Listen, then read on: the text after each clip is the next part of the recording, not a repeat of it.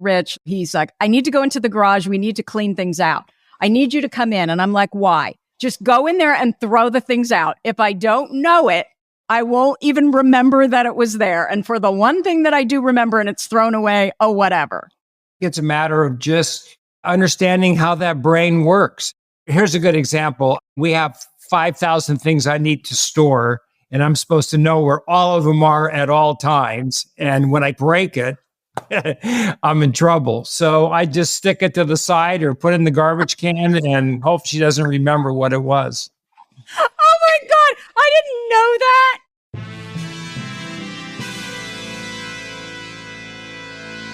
Thomas Edison, Richard Branson, John F. Kennedy, Mozart, Michael Jordan, Will Smith. That sounds like a list of highly successful titans in a variety of vocations. Why is it that we rarely hear that they have or had ADHD? And you know what we hear even less about? Serena Williams, Emma Watson, Mel Robbins, Whoopi Goldberg, Agatha Christie, Erin Brockovich, Cher. Yeah, the successful women navigating ADHD. And that's exactly why I started this podcast, ADHD for Smartass Women. I'm your host, Tracy Otsuka. I'm a lawyer, not a doctor, a lifelong student, now a coach. I'm also the creator of Your ADHD Brain is A-OK, a system that helps people like you figure out what they should do with their life. And we're here today to talk ADHD, your strengths, your symptoms, your workarounds, and how you proudly stand out instead of trying to fit in. I credit my ADHD for some of my greatest gifts. And you know what? I spy a happier life for you too. So without further ado, a shiny new episode is starting now.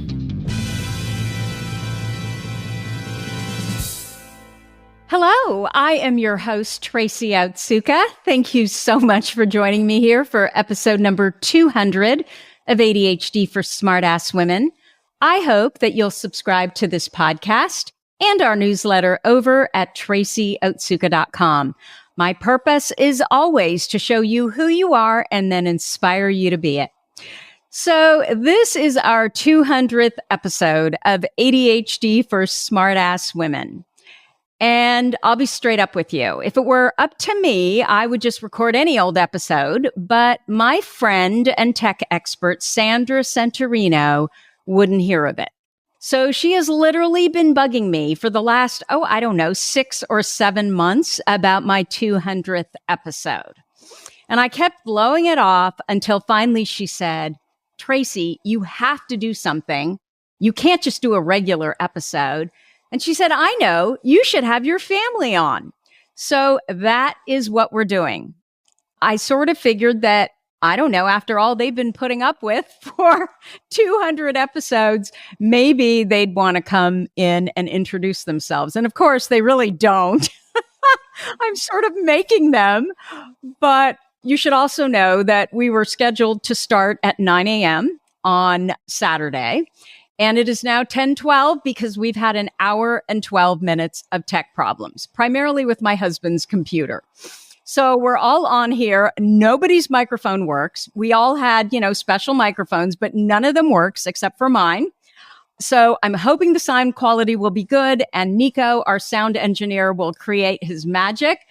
But let me start by introducing my family. So I'm wondering if you all can just say a little bit about yourselves. So let's start with my husband, Rich Stefani. Hi, Rich. Hi, Tracy, and hi, all your fans out there. Oh my God, don't say that. That is so weird. Rich, could you please just tell us something about you? Wow, that's a pretty generic question. So they don't know what the questions are, by the way. So this is literally all just impromptu. Okay. So married to Tracy for 33 years, and it's been a heck of a ride the whole way.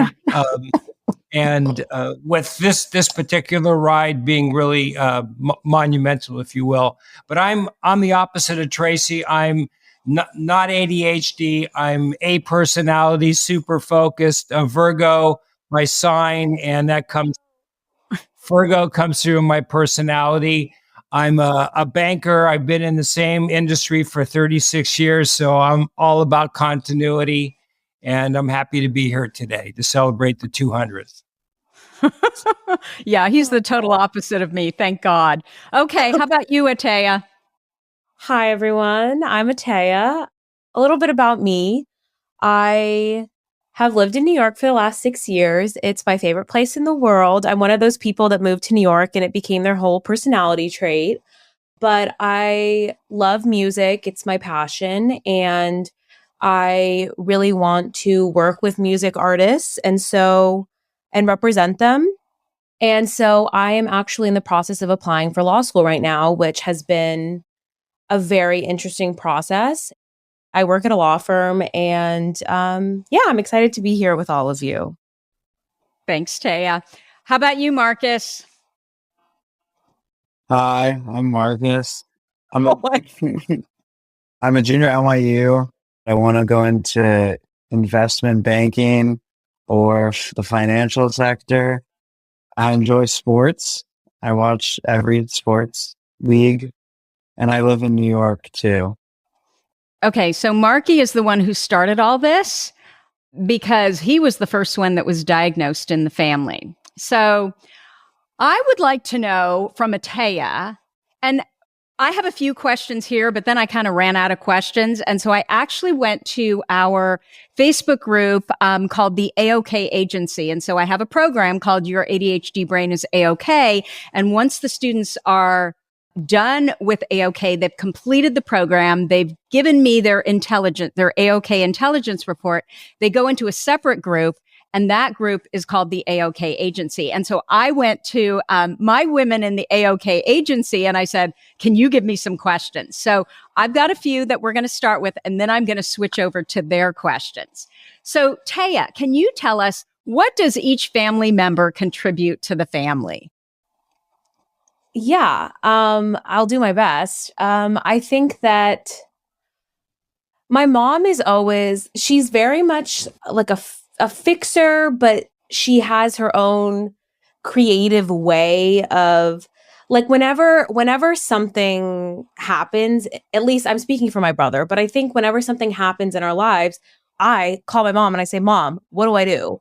And always my mom has a really, really, really great solution, something that usually I've never thought of. And so I would say that my mom she's always thinking about ways that we can do things differently, trying to get us to, do something new, to try out like a new restaurant, all of this stuff. She definitely likes to constantly kind of push us out of our comfort zone. But so does my dad. I would say that my dad he's like kind of like keeping everything together.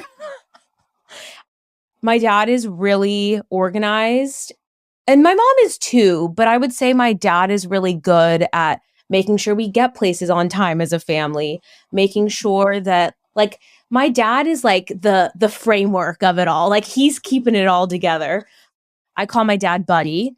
So Buddy's like, doing it all to keep it all together with the stuff that maybe isn't as apparent to maybe everyone else. I don't know if that's a good way to put it, but my brother, I would say Marcus keeps us on our toes.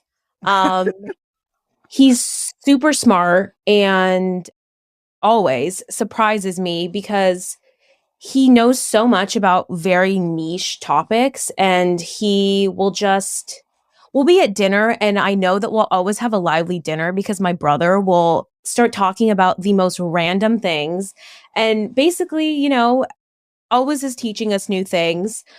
And I would say for myself, I'm really big on relationships, and I think that oh gosh, I don't know. It's hard to describe my own role. I was joking with my mom and I was saying that I was the glue in the family, but I don't really think I'm the glue. But I'm such a relationship oriented person. And so I think, I'm really positive. I have a naturally kind of optimistic view of the world, which I'm grateful for. And I think I try to keep things light and happy. But Definitely. You're the sweetest one and probably the one that is most in tune with her emotions. I try to be, but I wouldn't say I'm sweet. I don't think people would describe me as sweet because I'm also kind of intense, but I'm like a party mom. Like I want to make sure everyone's having the best time and is enjoying themselves and, is happy. So, yeah. Thank you, Ataya. So, Marcus, how do you think ADHD has affected our family? I guess another way to say that is, how do you think our family is different than other families, like your friends' families that don't have ADHD? This is Marcus, by the way. I mean, there's a lot of talk about ADHD at our family. And even when I was younger, there was more talking about ADHD, but obviously as my mom has gone into this career path, it's became a more prevalent thing. I would say that living in a family where, well, I personally think I don't have that bad of ADHD compared to my mom and my sister doesn't have it technically, but I think she does. She hasn't been diagnosed. But I think it just makes for craziness, I guess. But do you think our family is really that crazy compared to other families? No, but I think I'm more like Dad. I'm really good with time. I'm really technical. I'm pretty organized. And I feel like my sister and my mom are kind of just live life without care. They're very they're on their own time. It's like when they want to get somewhere, they get there. When they want to how they want to do something, they do it that way. There's no organization or structure as much, which I think leads to a lot of bickering. But I feel like all families bicker. What do you mean by bickering? I don't know. It's just if me and Dad want to be somewhere at a certain time, the chances we get there at that time are slim or none. Okay, Dad and I. Yeah. So what do you think, Rich? How do you think that we're different than other families? And in that, how has ADHD affected our family? Well, I think we're different in both tangible ways and intangible ways. Tangible is what Marcus was just talking about. He and I grew up in a family where being on time meant that you were there 5 minutes early. And I grew up my whole life like that. And so, as he mentioned with you and Ataya, there isn't as much attention to that. But I think that's what I realized over the years after being married to you for 33 years is that your brain is moving so fast in so many directions that it just can't focus on time. It's just what it is. And I've learned that through your program over the last 5 years, I'm never going to change that. And that's just how your DNA works. I think how we're different from other families is that there's a lot of ambition and drive. I think as a result, partly of both with Tracy, with her ambition and always striving to be the best, and, good enough isn't, good enough, if you will. I changed that 5 years ago. Good enough is. Okay. Well, I didn't get that memo. But the point is that I think our family is different because, in a way, in simplistic terms, we're always on the move. We're always, when I look at other families and work colleagues, they're more static. They're more consistent. They have certain goals, but many of them don't reach beyond those certain goals. And in our family, it's just different. We're what Tracy did with this program as an example is just unbelievable and something that very few people in the world probably could do. And, she started this after a successful career in other areas. And so I think that, that notion of the ADHD brain focuses on the things that it focuses on, it's really, really good at. And you see that with Tracy in this program. Marcus, if he decides he's going to research a particular interest level or subject, he's going to become an expert in it. But as a result of that, we jump around in 3 or 4 different directions consistently. And same thing with Atenia, but to a lesser degree. So I guess the mantra in this family is you can never sit down and relax. I mean, and I'm kind of like that too. I'm antsy and I don't have ADHD, but I'm on the move all the time. When I get up in the morning, it's let's go get them. And, what can we do? What's the schedule? And let's go. Thank you. So, Marcus, what advice would you give to a parent raising an ADHD child? I feel like when you're raising someone, especially people like I had friends that I'm probably still undiagnosed that had obviously a severe ADHD. But I think the problem is that you can't really be too strict, or you also can't be too unstrict. It's like a very big balancing act. I think a lot of times, like kids with ADHD, like in systems in general, like the schooling system, it's like not looked at properly. And we kind of have like the idea in America and in many countries that if a kid's doing bad in school, the only way to fix it is to like punish them or to make it like not demean them, but basically make it so that they're forced to do better. But the fact of the matter is that with kids with ADHD, a lot of times they're not doing well in school because of other factors, not that they're not trying. So that doesn't work. I also think like the brain type of that kid is that if you're really strict on someone who has, most kids with ADHD are going to be somewhat defiant. So if you're really strict on them, I feel like they're just going to want to go against you more. They're not going to listen. Like, I feel like it's like a group of people that don't listen as much. They kind of like to test like limits and boundaries. Anything else? I mean, was there anything that you thought we did really well raising you because of the fact that you had ADHD? Just the strategy worked. I mean, I thought you guys did a good job with schools. I think letting me just kind of, even though there was like some up and downs, like going to multiple schools and kind of being able to, like, you never forced me really to stay in the school. And I think even though there was obviously like some schools worked out better than others, I think going to different schools eventually led to me being able to figure out how I learned well. And I think that was super helpful. And I also think you guys gave us like I felt like we were raised with like, we had like a lot of freedom in high school, and like you weren't super strict, but you knew when to like reel us in, I think.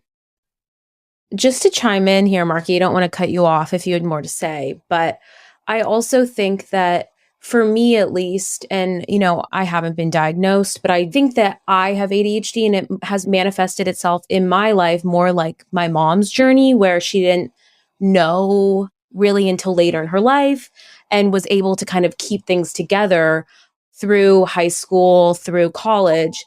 But I think that one thing that for me is something that I think is really special about our childhood was when we were younger, our parents really gave us the freedom to just try so many different types of activities, whether that be sports, arts. I mean, like we really did it all. So because we had freedom to try so many different types of things, we also then figured out the things that we were really passionate about or that we were really good at naturally to build on.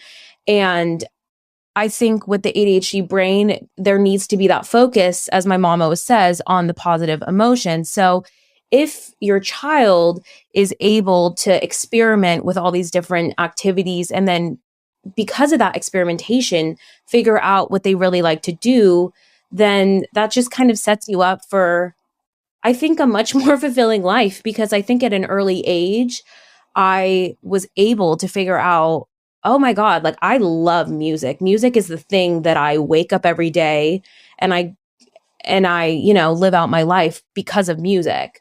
And, if I had been not able to explore that, maybe I wouldn't have even realized that. Well, and it's interesting that then, yes, you're interested in music, but you're not choosing to go into music as an artist professionally. What you decided was, you know what, I want to represent artists, but it's because you did so many internships, you know, you were around artists, you were an artist.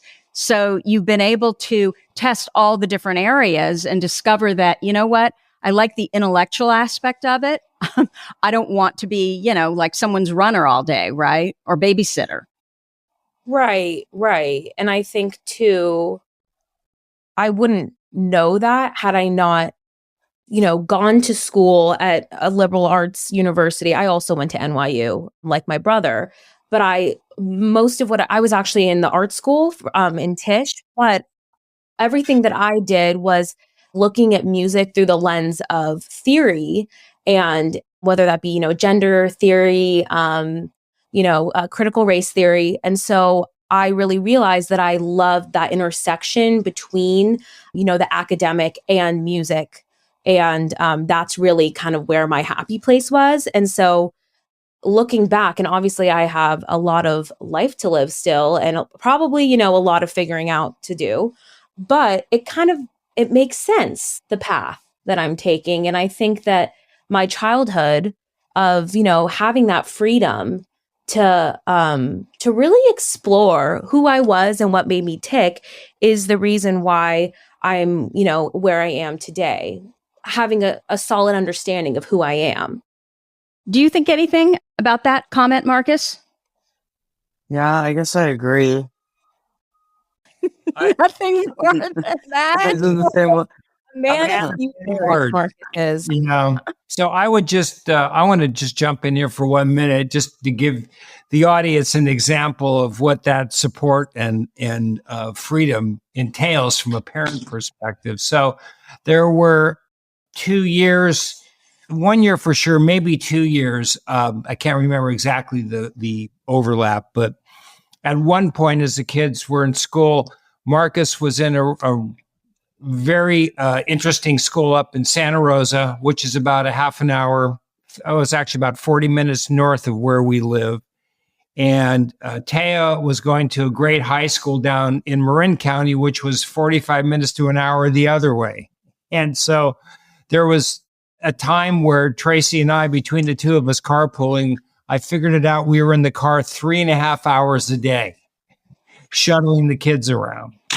So we allowed them to have that diversity and independence and, you know, finding themselves. And as parents, you know, it took a toll on our cars for sure.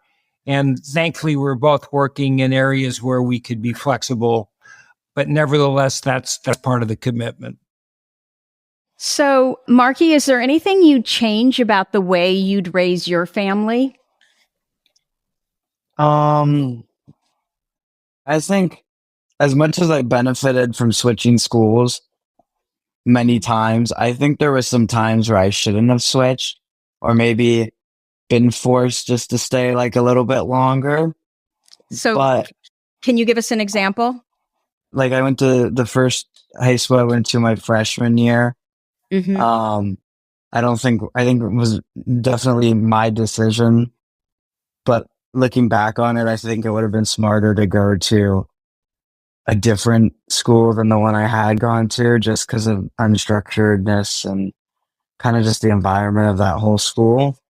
So, are you saying that it would have been better for you to not go to Santa Rosa High School? I think for me now, I look at it and I'm like, it was a learning experience, so I don't regret going there. But I think I would have had a more enjoyable high school experience if I hadn't gone there in the first place. And why was that? I just think it was just too, when you come from like a small Catholic middle school and you go straight to a big public high school in a neighborhood that in a district that's not very well funded and a little bit more dicey, I guess. It's a big adjustment to like your life. And I think it's too big of an adjustment maybe to make at that young of an age when you're still like learning and developing. But I also think it's really hard to say I would change the specific thing of parenting specifically because I have no idea what my kids are going to be like.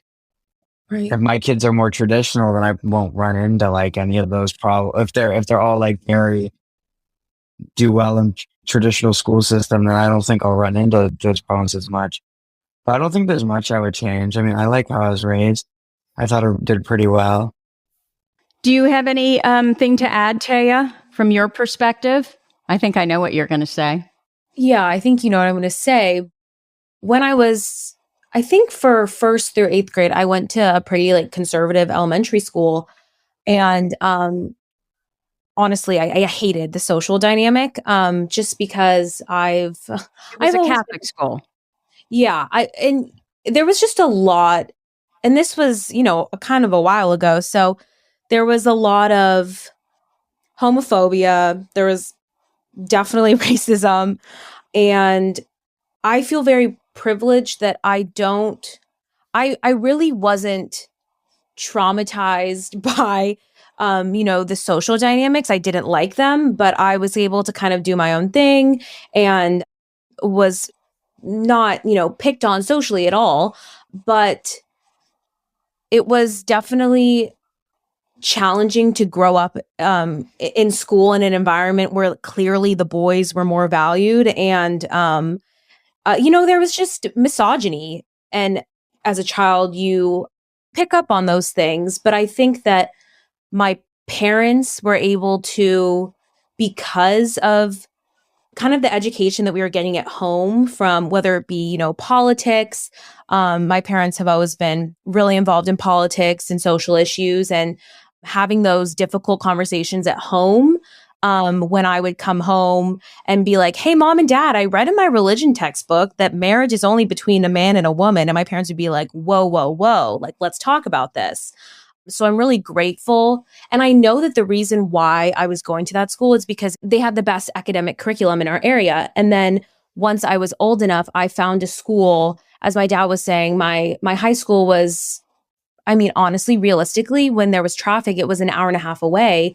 And my parents, when we visited the school, instead of being like, oh my God, this is so far away, this is going to be such a strain on our family, they were like, oh my gosh, this is incredible. They have, an amazing jazz singing program that you can be part of while, very academic program. And you can, explore your love for English and all of this other stuff that they were really encouraging. And then when I got in, there was no question that I would go.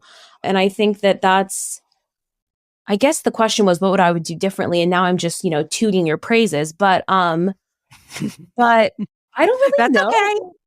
I don't really know if I would do anything differently, as opposed to I don't intend to send my children to religious schools.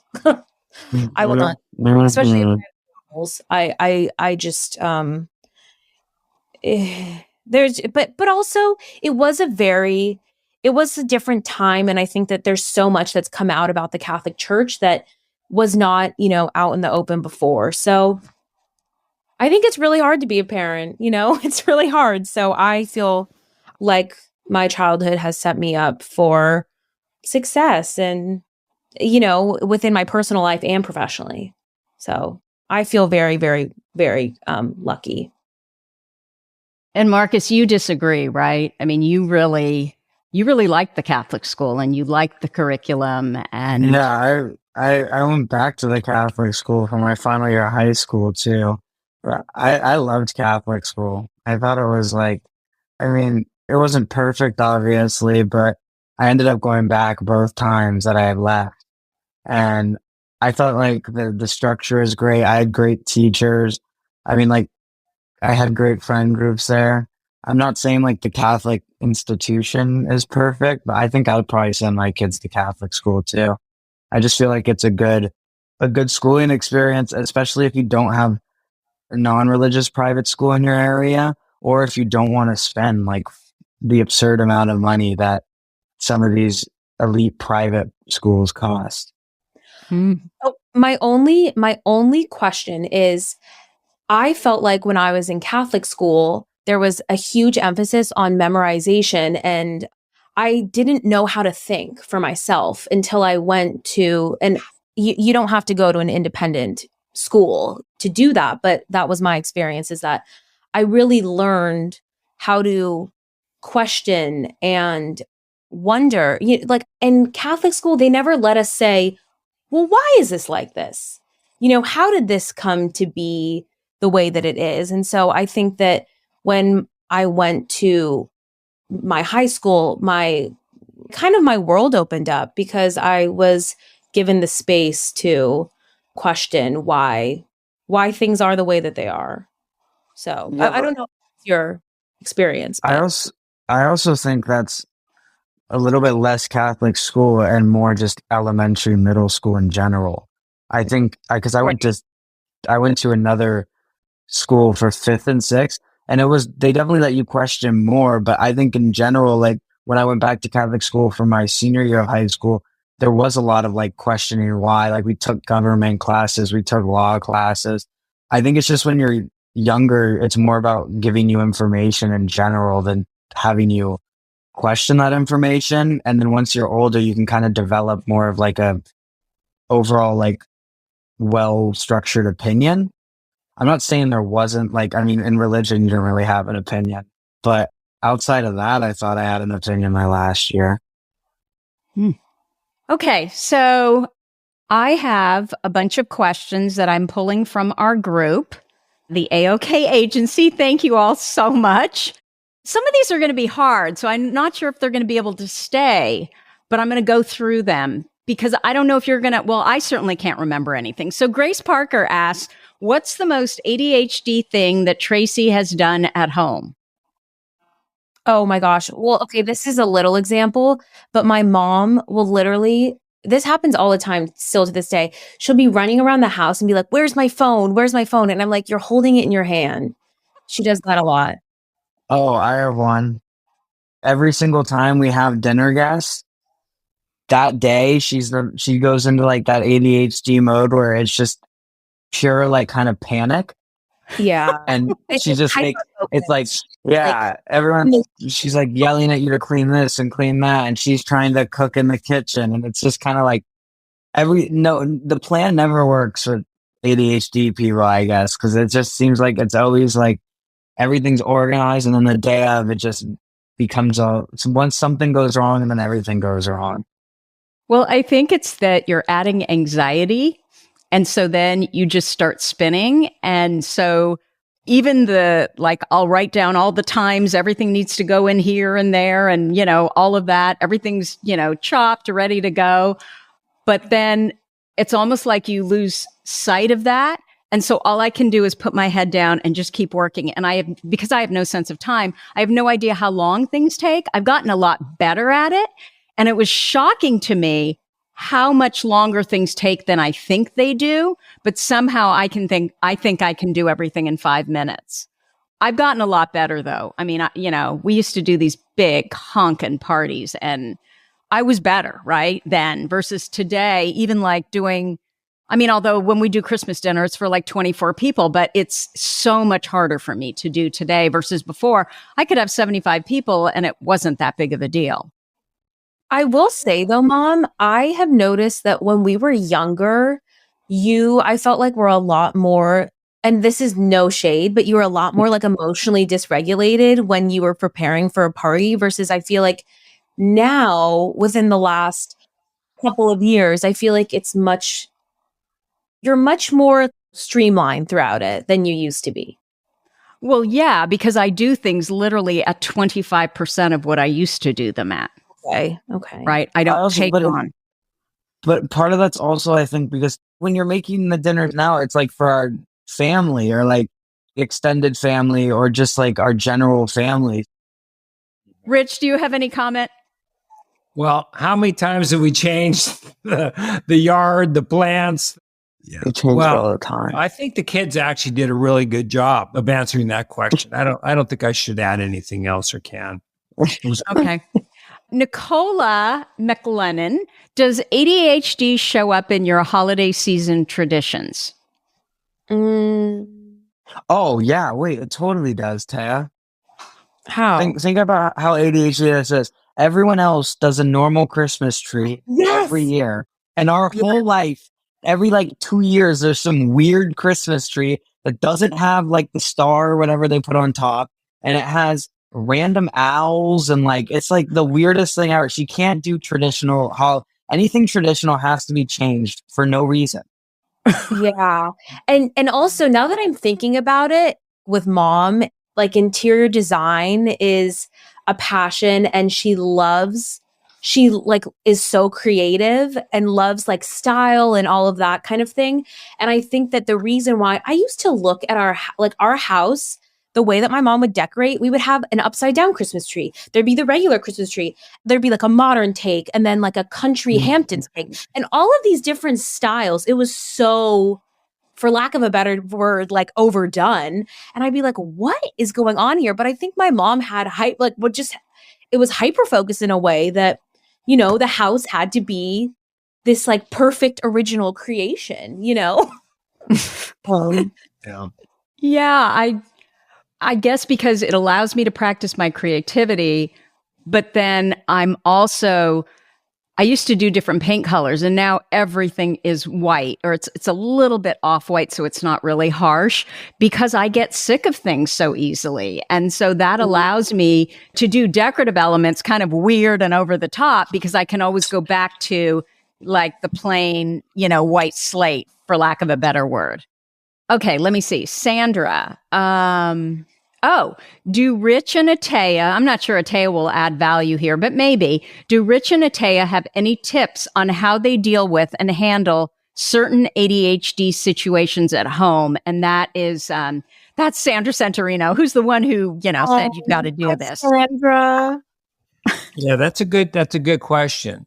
You know, I think for me personally, in the early years, dealing with all the options, because I'm not an options person. I decide I'm going to do something or there's a way to do it and it's boom, let's go do it. I don't sit down and think, okay, how can we do it 4 different ways? And so with Tracy's creativity and such, we would think about the 4 different ways and I'd kind of roll with that and get frustrated and kind of just roll with it. And as I've gotten older and understand how all this works, I'm better, I think, at kind of synthesizing those or suggesting how we synthesize those. And in some cases, I just roll with what I think and don't, and just go with it. And hopefully she doesn't notice. Oh my God, Dad. Which is true. I mean, sometimes it's like, you come in, you ask me these questions, and I'm like, I don't know. I can't even focus on that right now. Just pick something. Or I'll say to Rich, like, you know, he's like, I need to go into the garage. We need to clean things out.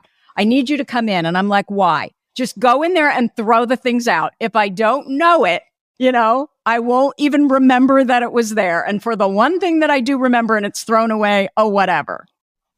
Now, I think it's a matter of just, understanding how that brain works and you know, on the critical things, I'm going to definitely get her feedback. I'm not going to do anything unless I get her concurrence. But there are other areas that I've learned over time, just do it and fake it. And if it's something I break, which generally I do, here's a good example. I mean, we have 5,000 things I need to store, and I'm supposed to know where all of them are at all times. And when I can't find something, or if a happen chance I break it, I'm in trouble. So I break something, I just stick it to the side or put it in the garbage can and hope she doesn't remember what it was.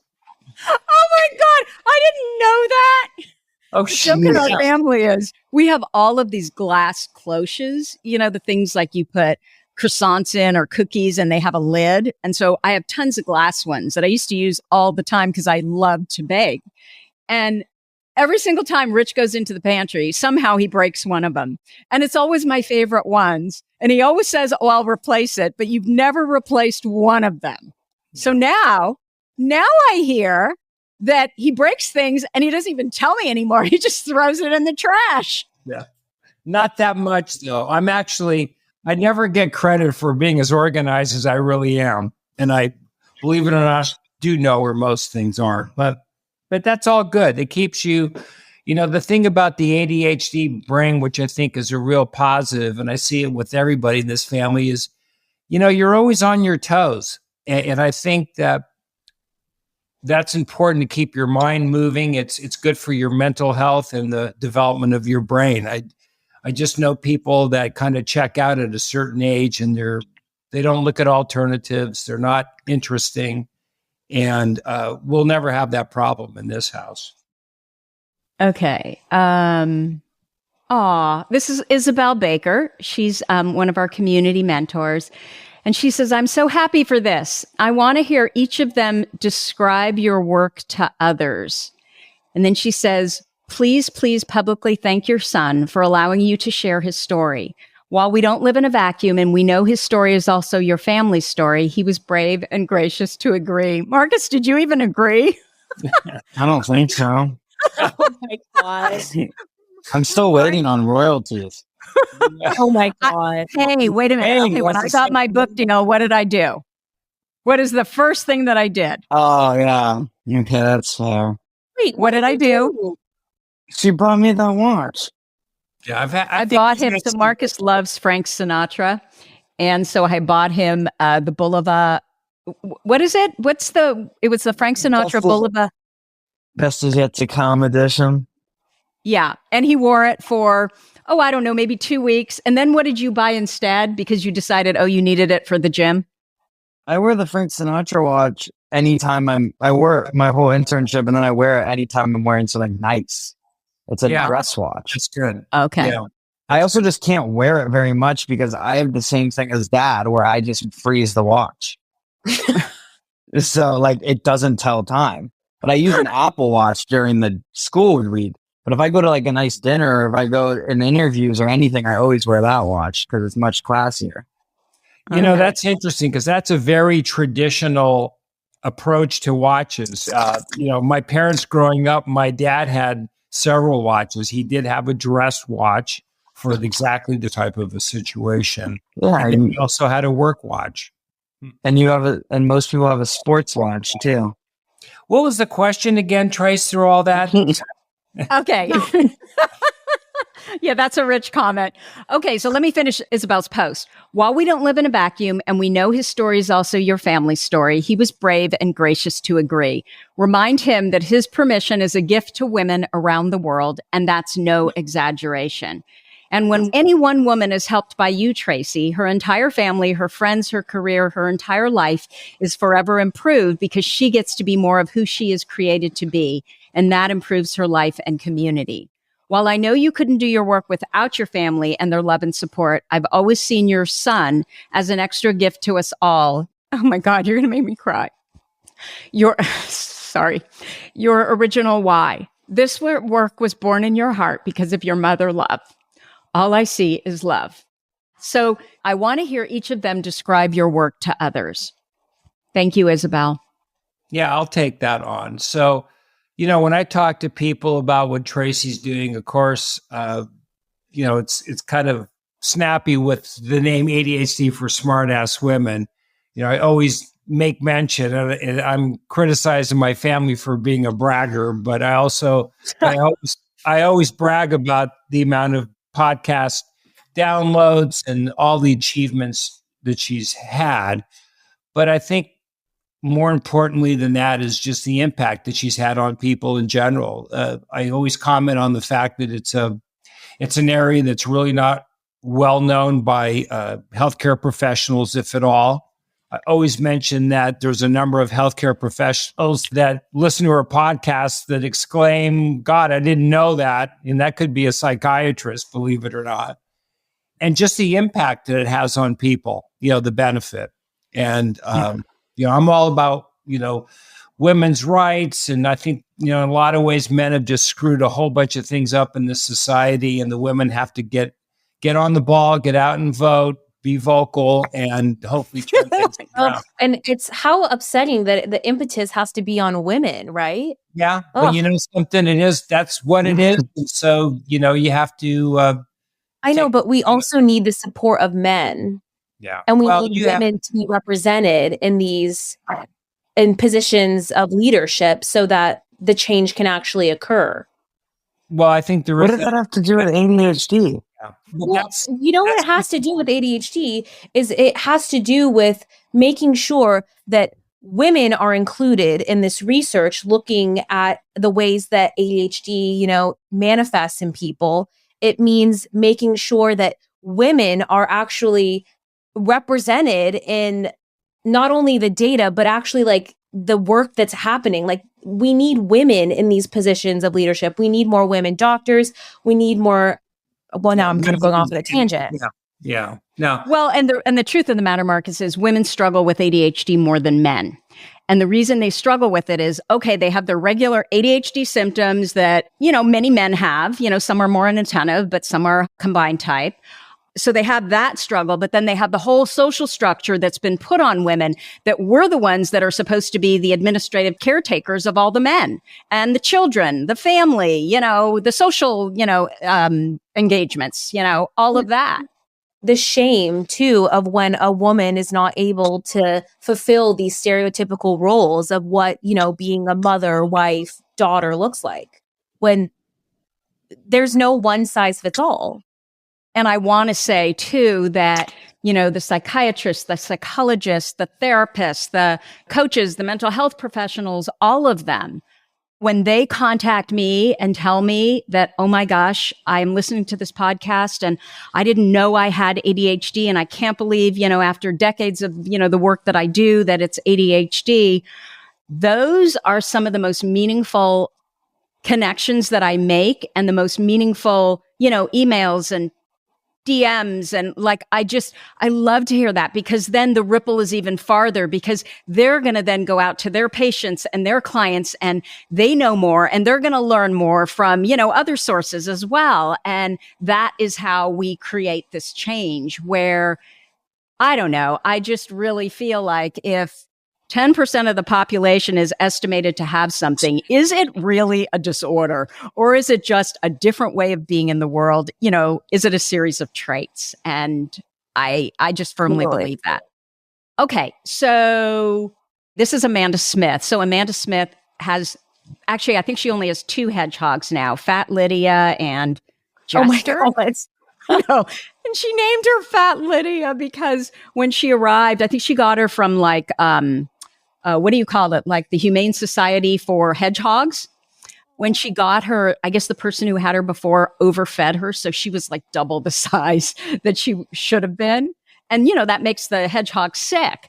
So she's just adorable. Anyway, this is what Amanda asked. I would love to know what each of them think their favorite and least favorite ADHD trait of yours is. Have we covered that, do you think? Yeah, indirectly. Yeah, I think so. Indirectly. Yeah, I think so. Oh gosh. Okay. So they're making me read this question. Atea Stefani, make sure you see this question because your mom will pretend she doesn't. So this is from Virginia Mitchell, who is another one of our wonderful AOK women from Florida. She took AOK when I think she was 71. She's amazing. And she says or asks, when did you realize your mom had become kind of a big deal in the world of ADHD and podcasting? And I don't know if that's true at all yet, but it's interesting. Let me start by saying, I just feel like I'm in a room here and I'm recording what I love to record and I get to talk to people, every week that are so interesting and fascinating. And because I love ADHD women so much, I love their spirit and their sense of humor and their brilliance. It truly doesn't feel like work. So sometimes I look and say, oh my gosh, we have over 3.5 million downloads, and but it doesn't mean anything. It's just kind of, it's there, but it doesn't seem true. What do you guys think? So I think that I feel like there's been a couple of moments. I don't think there's been one big moment.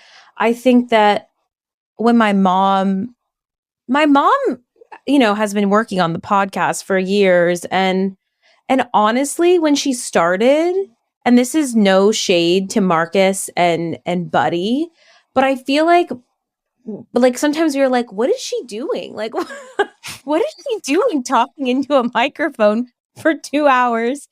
And then I remember, and this probably like a year and a half ago, my mom was telling me about some of her stats in other countries.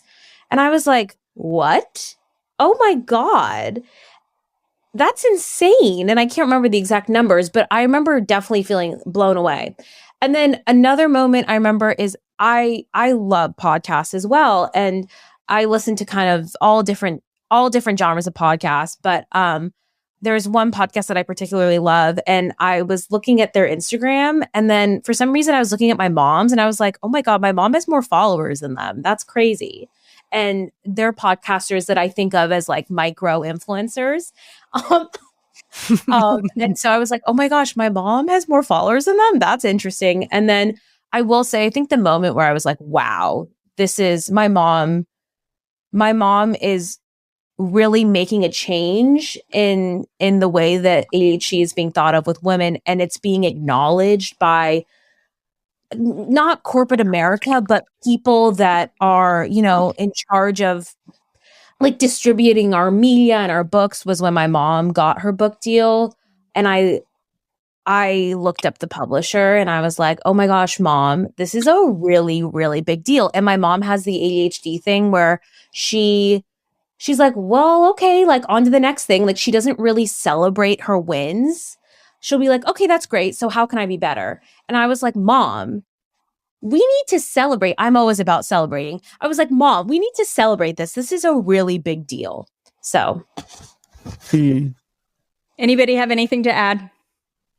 No, I think Ataya did a good job. Yeah, I think that's a cover it. Raquel Lubbers asks, did you go through a period of being sick of mom talking about ADHD all the time? And how did you get over it? Especially Marcus.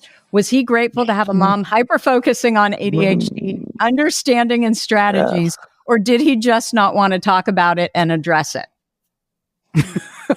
I guess I'll take this. Yeah, I think I'm still in that period. Where I just don't like having my life revolve around any like one specific thing. And I've heard so much about ADHD in like the last 6 years.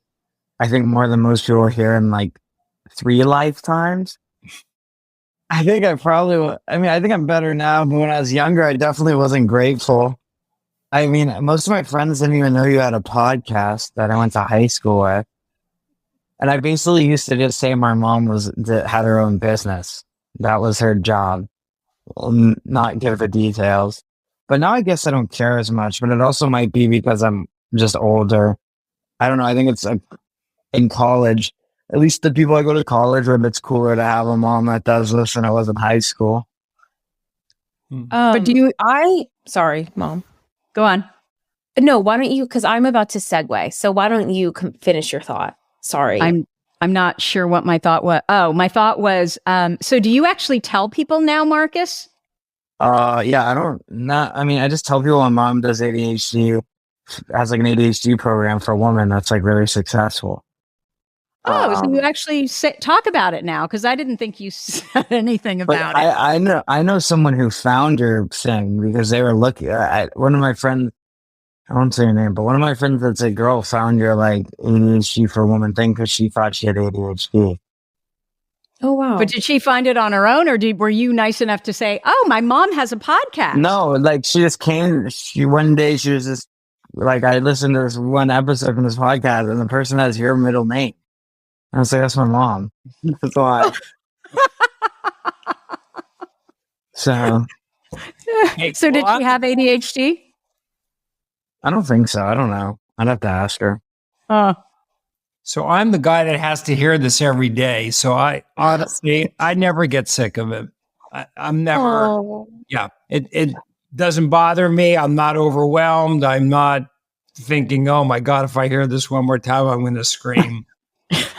I'm just happy that Tracy's doing a great job and she's happy, and and it's interesting. I love to hear the stories of the people. It's inspiring to hear the accomplishments, and then seeing what Marcus does on a family level. It's cool. Totally. Yeah, and I was just going to say that I have actually really appreciated it because, and I am long overdue to get tested. My mom has been literally begging me to go get tested. And because I don't think that on paper I look like I have ADHD, but I actually really think I do have it. And because my mom has done so much research and has so much experience talking to all of you, I don't think I would have even thought like, oh, okay, maybe I do have ADHD if I didn't hear about it from her all the time, like truly. And obviously I haven't gotten tested, but I don't know. My mom and I seem to we're both convinced that I probably do have it. And I didn't really realize until I was studying for the LSAT, which was like the hardest thing I've ever had to do in my entire life, which is, I'm very privileged that that is the hardest thing I've probably ever had to do in my entire life. But it was like an obstacle at a level that I had never experienced. And I really was beating myself up about I wasn't reaching the goals that I had set for myself. And my mom and I were talking about it. And that was an experience where I think that I realized, okay, maybe there's something more going on here. And it's not that I'm an idiot. So I'm grateful for that. Thanks, Taya. I should also say that, poor Rich. Oh my gosh. So I used to have an office. We have a barn that's attached by a small breezeway to our home. And so upstairs, I had this huge office that I used for years. And then all of a sudden, I decided that I don't like being up there by myself. And so I decided to basically put my office in our great room. So there's a corner of the great room. I know when you all see, if you're part of any of my programs or you've attended anything that I've done, there's a big bookcase behind me, right? Well, I built that bookcase, but then put a desk right in front of it. And it's right off of our living room kitchen area. And so I just always feel like I'm displacing everyone. I tend to record podcasts at certain times. And so nobody can be in here. And if I'm running one of my programs, nobody can be in here. And if I'm, so even like running through the house to go get a cup of coffee, like I hear it all, right? And I get distracted. So poor Rich has basically had to take the brunt of it. And then when I record podcasts, he has to take our dog. So he has to take her up to his office. And 50% of the time, she forgets to tell me when she's done. So, we'll be starving in the back of the house. Oh, yeah. I feel bad. No, fine. Okay. Well, I'm going to ask you all one last question. What do you think, being part of this family and, even maybe Taya feeling like you might be on the spectrum, that's ADHD, Marcus, that you're ADHD, Rich, you're just out there watching it all and trying to cope. What do you think the key to living successfully with ADHD is? Who wants to start? I think just observing the three of you, I think the key is find what your strengths are, capitalize on them. The things that you're not interested in, don't just blow off, but recognize that they're just areas you're not going to be as strong as, and don't get frustrated. Just really focus on what you're really good at and exploit that. And I would add, find someone in those areas that you're not strong in, find someone that you can either dump it in to do it for you, if that's possible, or figure out a way that it will make it much easier for you to do it yourself. Break it down into little small pieces. Can you get a friend to sit with you and help you? I was just coaching a wonderful client. And she realized she's had a lot of change in her life, and she realized that she is not eating. And we were talking about, okay, well, what can you do? She wasn't even realizing she wasn't eating. So it was 4:00. She felt like crap. She wasn't able to focus. She was feeling kind of anxious. And suddenly she'd realized that, oh my gosh, I haven't eaten anything.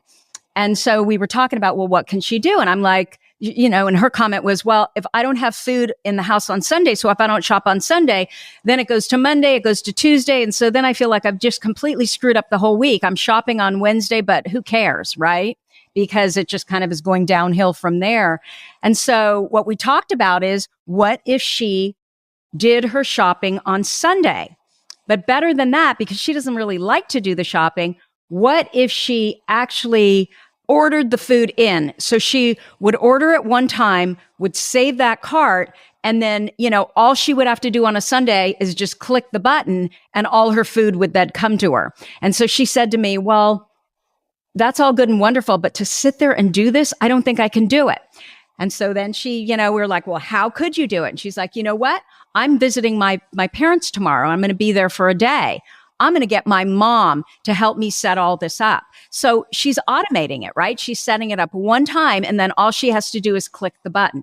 Because I'm telling you, if I had to be the one that was going out there and buying the food, I would never have food. I mean, I'll go, I don't even know that we need food. Rich is like, we need to go shopping. And so then I'll go, or what he prefers is that I say, I don't want to go. And he goes by himself because he can do it in about 25% of the time and at about 75% of the cost. Yeah. So I don't even know why I got into that. Advice for people with ADHD. The key to living successfully with ADHD, but I can't remember. Yeah. I started talking about Rich being displaced and whatever. ADHD brain. Okay, so does anybody else have what is the key to living successfully with ADHD? Taya? And this is maybe not as important as what's been mentioned, but I think also talking to the people around you and seeing if I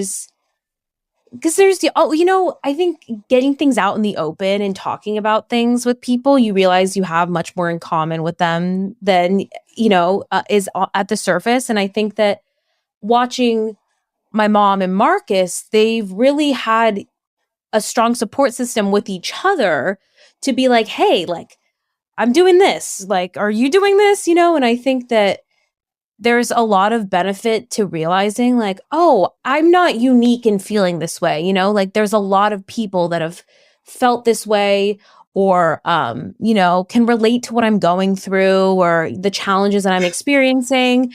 And so I think that having someone that understands you in that way, whether that be online, I know my mom's community, there's a lot of people that have never met in person, but have a relationship now and talk about these things together. And I think that is really beneficial as well, to have like a strong support system, whether that be in your house, out in the world, whatever. I would totally agree. Marky, what do you think the key to living successfully with ADHD is? I don't really know, to be honest, because I feel like a lot of the things that traditional people with ADHD struggle with, I don't struggle with, which has made it, as an adult, made my life a little bit easier. But I guess if I had to say one thing is that I feel like in general, you have to be able to control your life, if that makes sense. What does that mean? The things that you can prevent or the things that you can plan ahead, if you can figure out a way to do that properly, I think it just makes your life easier to have some sort of control. I think with ADHD, if you live your life kind of on like a whim, it can be successful, but I also just think it causes like unnecessary like stress and anxiety. Mm-hmm. And I think the easiest thing, it's easier for me than most people, but I think like you have that planner and there's tons of other ways. If you can find a way to like structure your life in a more organized way, I think it really just makes life easier to do.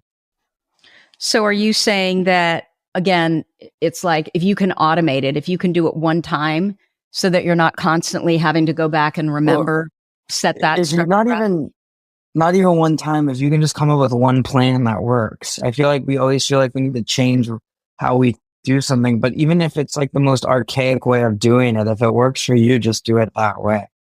That's a really good comment. So simple means that you're going to get it done. Yeah. Mm-hmm. Okay. So Taya, I need to ask you, are you still using my planner?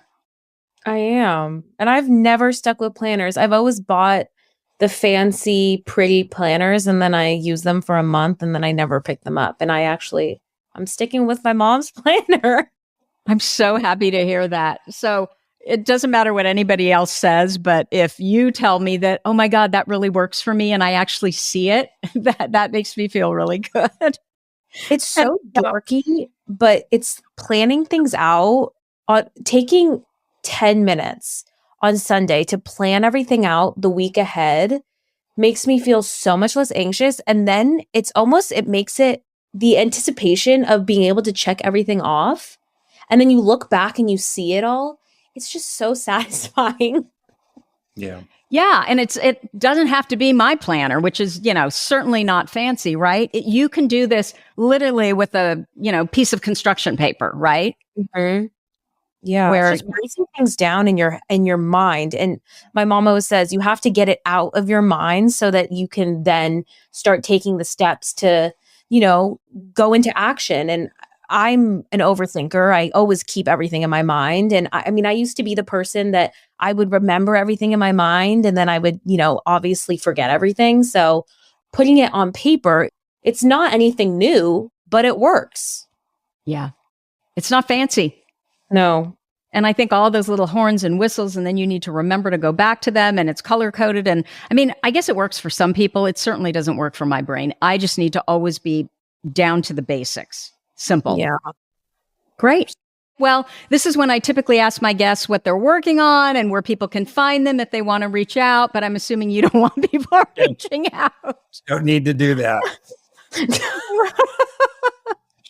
Well, actually, if anyone is an artist that needs help with management, booking shows, if you live in New York or I guess even in LA, I don't know where I'm going to live next year. Or if you make music and, also I DJ. If you ever have a party and you live in the New York, Brooklyn area and you need a DJ. Yeah. What kind of music do you like? You know me and music. And you got all your music, all the interest is from your dad. What kind of music do you DJ? I have been to one show.